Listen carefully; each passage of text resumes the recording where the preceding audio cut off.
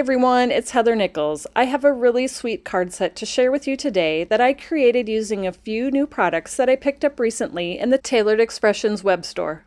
I'll be using the Rustic Wreath stamp along with the Iconic Wishes Sparrow stamp and die combo set. I will be using a flower die that is from the Bloomers 6 die collection. This die collection is actually retired, but you could use a similar flower die that you might already have in your own collection. I'll be using blender brushes along with Avocado and olive ink. I'll use Toffee ink, and I'll also use sugar cube ink. I have some chocolate truffle watercolor that I will use for some ink splattering along with a water brush. I have foam squares to pop things up a bit in my project, and I'll use some burlap twine as well. I'm using avocado ink to add just a bit more dimension to this piece of avocado cardstock. I'll use my blender brush and I'll brush avocado ink all along each of the four sides of the piece. I'm also going to add olive ink to the very edge of the card using the same technique. I'll just brush the olive ink all around each of the four edges of each piece of cardstock. I'm adding splatters to these pieces of cardstock, which probably isn't a surprise to many of you. I will use sugar cube ink that I'll press onto the acrylic block, pick it up with my water brush, and then tap it over my finger to splatter the different pieces of cardstock. And I'm also using chocolate truffle liquid watercolor. I just need a drop of that on the acrylic block just to add some darker speckles as well. I'm stamping the Rustic Wreath image onto my blended and speckled cardstock using sugar cube ink. One of my tips for using sugar cube ink is that I don't have my pad really juicy. In fact, if it is juicy, I'll stamp it off until the pad is a little bit drier. I'd rather do more than one impression for a crisp, clean image than have too much ink on my pad that causes the image to smudge and smear. Once I figure out where the stamp will be on my piece of cardstock, I'll close the lid of the MISTI to pick the stamp up. I'll ink the stamp with sugar cube ink and close the lid to stamp the impression.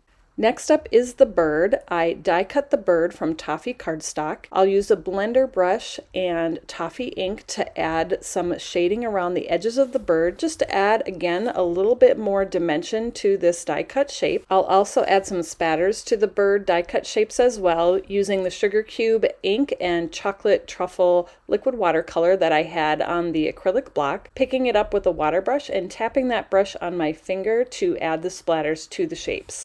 I'm stamping the sentiment from the Iconic Wishes Sparrow set onto the bird die cuts using sugar cube ink. I set the sentiment right into that opening, close the lid of the MISTI to pick it up, and then I'll put each bird die cut into the template and stamp the sentiment onto each of the bird die cut shapes.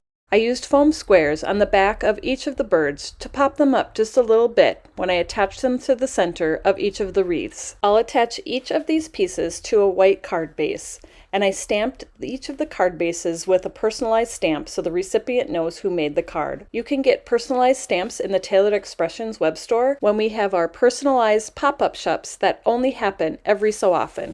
I added a bow to each of the card fronts using burlap twine. My final finishing touch was adding the flowers around the wreath. I die cut the flower shapes from vellum that I had added stick-it to the back of. I peeled off the paper backing of the stick-it to add the flowers right to the wreaths. If you didn't have a die cut flower that you wanted to use, you could use actual fake flowers, you could use beads or sequins, or any other decoration that you can come up with to embellish your wreath. I really loved how the vellum made the flowers look like they were die cut from tissue paper, and they just were really soft and pretty on the wreath design. That finishes up this sweet set of cards, and I hope you enjoyed following along with me today as I created it. You can find the supplies that I used to create this project at the Tailored Expressions web store at tailoredexpressions.com. Thanks so much for joining me, everybody, and I'll see you next time.